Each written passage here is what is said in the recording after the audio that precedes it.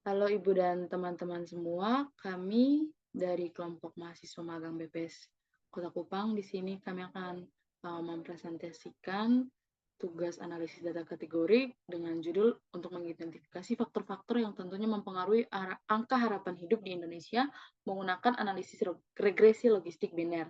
Dengan saya sendiri Jelita Susanti Widapa dan teman saya Cindy Claudia Indriani Ananda Judah. Selanjutnya.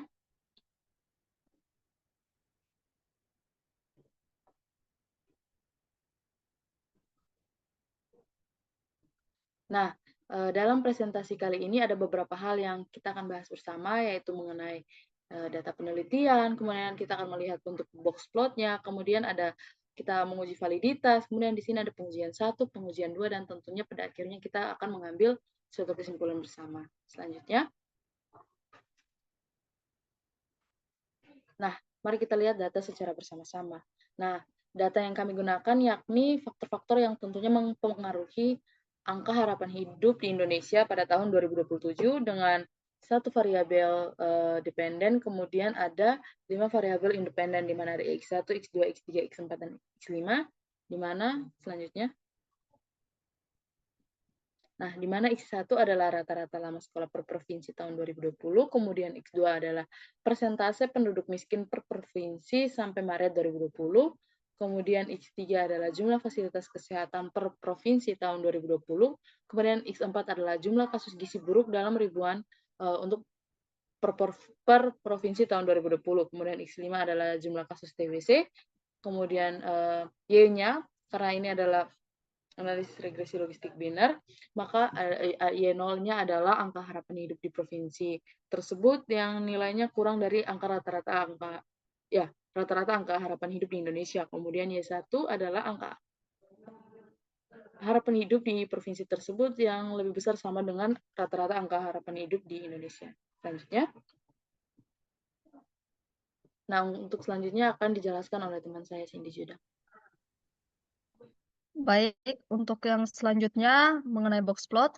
Di sini adalah box plot yang tertera untuk variabel-variabel yang telah digunakan. Ada variabel X1, X2, X3, X4, X5 dengan variabel Y. Jadi di sini box plotnya untuk masing-masing variabel bisa dilihat pada slide untuk masing-masing box plot dari data dari masing-masing variabel yang telah digunakan.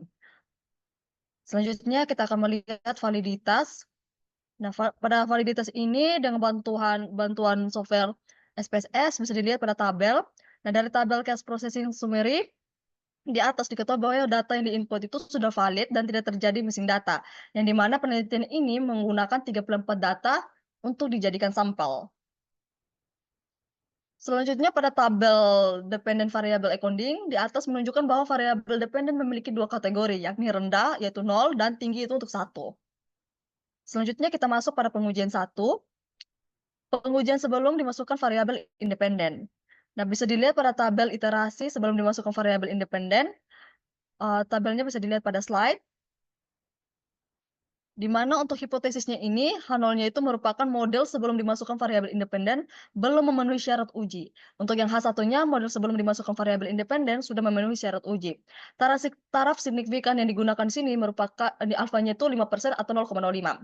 Untuk statistik ujinya, yang pertama pada tabel iterasi history di atas, nilai negatif 2 log likelihood yang digunakan adalah nilai pada iterasi nomor 1, yaitu 47,134. Dan yang kedua untuk nilai chi-square-nya, tabel dengan derajat kebebasannya itu N-1 sama dengan 33.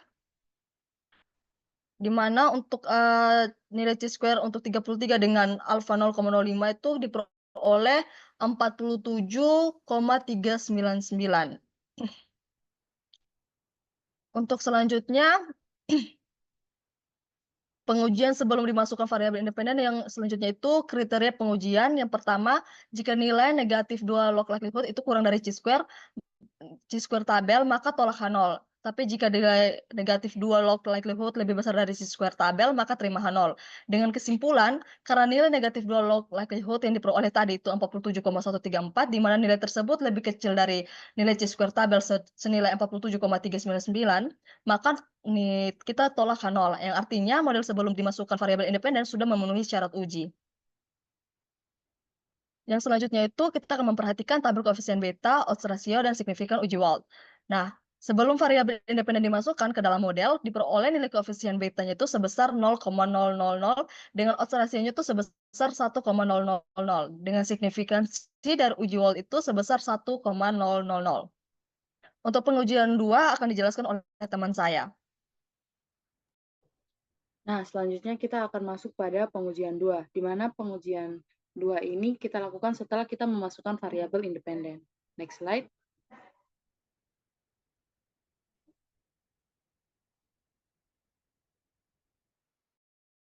Nah, bisa dilihat di sini setelah kita masukkan variabel independen, hasil iterasinya seperti yang terlihat pada slide. Untuk itu next slide.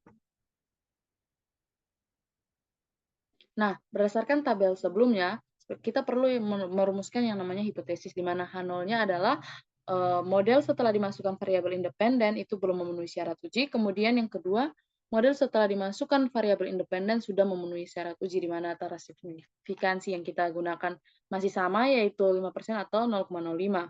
Kemudian statistik ujinya pada tabel iteration history atau tabel sebelumnya, kita lihat untuk nilai negatif log likelihood pada iterasi nomor 5 yaitu 35,120.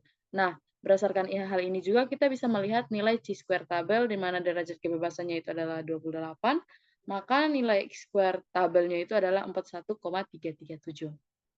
Next slide. Nah, berdasarkan hal itu kita juga bisa melihat nih kriteria pengujiannya. Nah, kriteria pengujiannya ketika nilai negatif 2 log likelihood itu lebih kecil dari chi-square table, maka otomatis kita menolak H0. Berlaku juga sebaliknya, sehingga kita dapat memberikan kesimpulan bahwa nilai negatif 2 log likelihood-nya itu sama dengan 35,120, yang tentunya lebih kecil dari nilai chi-square tabel yakni 41,337. Sehingga kita menolak H0, maka kita artikan model tersebut setelah dimasukkan variabel independen sudah memenuhi syarat uji. Next slide. Nah, karena sudah memenuhi syarat uji, maka kita akan melakukan pengujian secara simultan.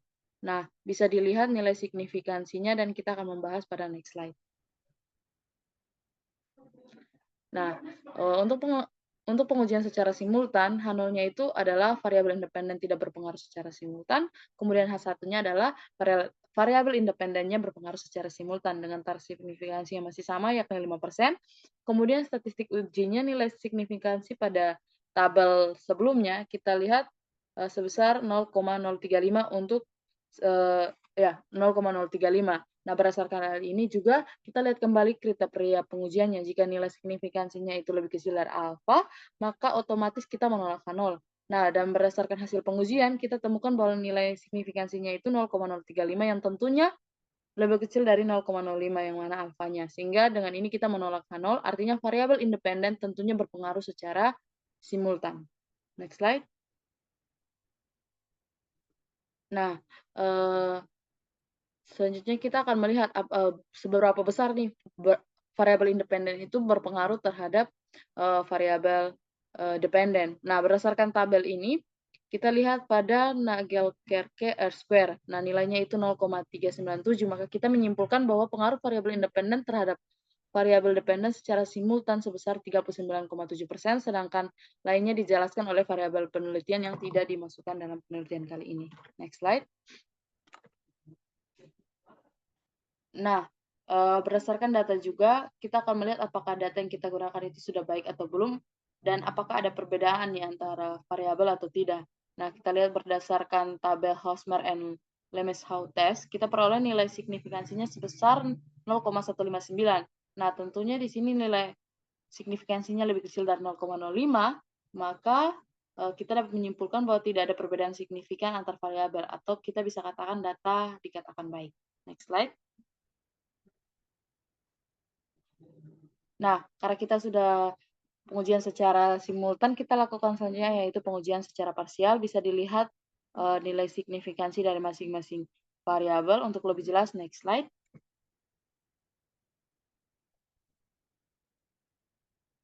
Nah, Hipotesisnya di sini adalah anunya variabel independen tidak berpengaruh secara parsial, kemudian H1-nya variabel independen tentunya berpengaruh secara parsial dengan taraf signifikansinya yakni 5%. Nah, berdasarkan tabel sebelumnya kita melihat di sini bahwa variabel X1 itu nilainya signifikansinya sebesar 0,558, kemudian X2 ada 0,029, kemudian X3 ada 0,644, kemudian X4 ada 0,904, kemudian X5 ada 0,933. Nah, kita lihat jika nilai signifikansinya lebih kecil dari alfa, maka kita menolak H0. Berlaku juga sebaliknya. Sehingga next slide.